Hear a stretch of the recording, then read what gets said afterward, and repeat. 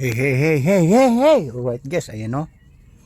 Yung sagad sa bubong, yung stocks namin, nababawasan na kasi isa-isang nilabas, isa-isang kinamada doon sa dalawang trolley namin at saka sa dalawang sidecar. Isang trolley, dalawang sidecar kasi may biyahe deliver po kami ngayon. Kaya medyo nabawasan yung stocks natin. Kaya lang parang hindi kasya kasi kaya lang pipilitin lang to para magiging dalawang biyahe. Ayaw na maging tatlong biyahe kasi kapos sa oras. Alright, ayun na, tignan natin dito. Alright, ayun o.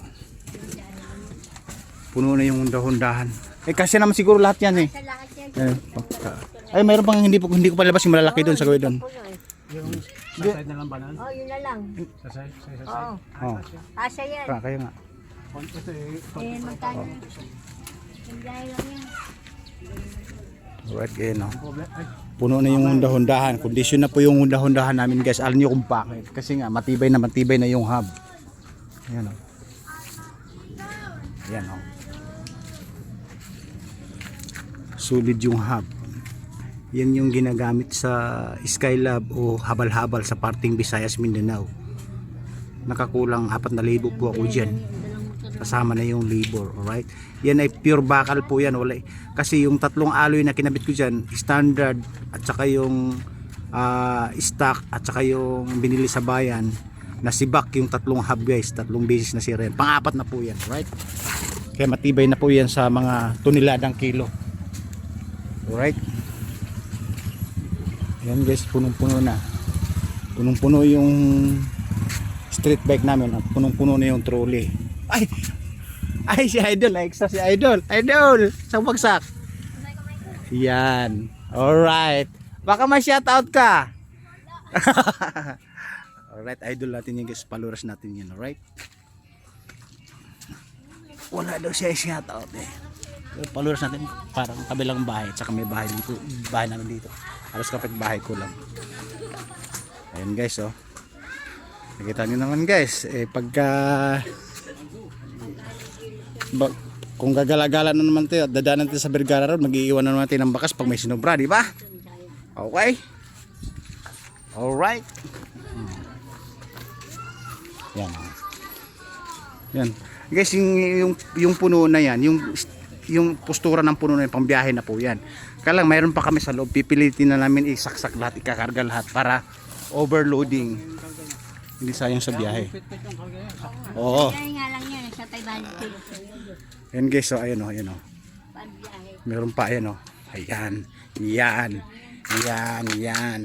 Pipilitin namin isaksak lahat yan para isang biyahe na lang. Tapos ang babalikan na lang namin yung assorted at puti na mga papel. Alright, na mga sinako na yan. Okay, ayan, ito pa. Okay. Again, yung postura na yan, pambiyahe na po yan. Kumbaga pantali na lang. Kaso nga lang, again, lahat ilalagay na namin para isang biyahe na lang. Yung sinasabi ko sa yung overpaldo. Libre, di ka libre. Items more kayamanan ng Pilipinas. Alright? Kita niyo naman guys.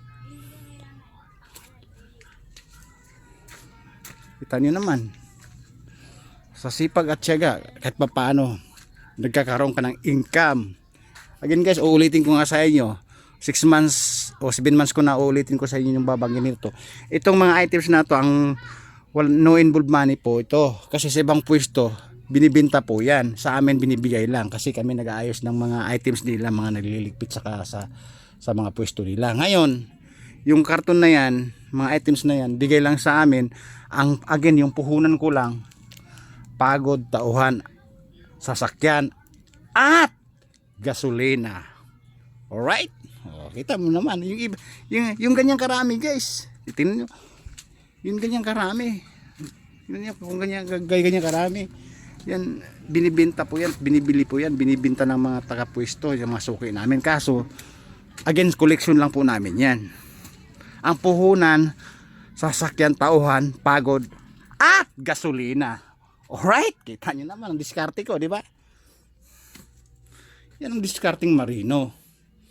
Kaso guys, babiyahe pa kami, hindi pa kami kumakain. Siyempre, pag natalian po yon, yung mga stocks namin, napulido ng tali at nasip ng maayos, kakain kami bago babiyahe. Alright? May ulam kami na sitaw. Ang sahog ay Narni. Ay, Narni. Narni. Ay, may tuyo from Indiana. Alright. At may bigas na lagkit-lagkitan, dinurado, 65 isang kilo, malagkit, masarap kainin kahit walang ulam. Again, nakakain po siya. Alright. Ayan, sausawan. Tapos, may himagas kami na mango. Alright. Mamaya, again pag natali namin, kakain na kami, tapos babahin na kami. Pupunta na kami sa kumpanyang Carpel. Ando naman yung bida-bida. At ang pinipili nila, pina-challenge ko, anong gusto nyo? Bakas o siumay? Guys, siumay ang gusto. Kasi andyan na, kaya hindi na silang pwedeng lalayo sa bakas. Kasi nga, hindi naman sila pwedeng lumabas sa area nila kasi nga naman naka-duty. Alright? Tapos may malamig din na tubig din eh. Para sa pawis at pagod sa summer. Tapos papasok na yung tag-ulan. Alright? Pinapakita ko lang sa inyo yung routine ngayon guys, kung ano yung ginagawa namin, yung mga galawan para sa income. Alright? Babu. Galawan para sa income.